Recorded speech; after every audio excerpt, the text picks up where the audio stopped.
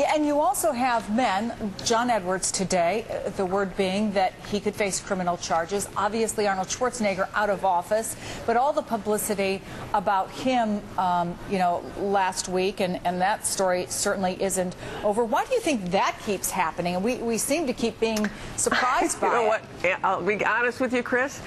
For women in power, there just aren't the opportunities. Women probably have some, again, generalization. A lot of women in power have different instincts, but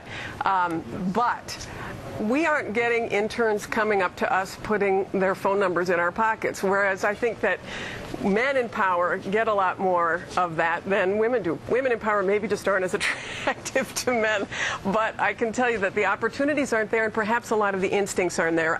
And I would say this too, that one of the reasons why women don't run for office, I think, has to do with protecting their families, and I think women are very protective of their children and don't want them to be exposed.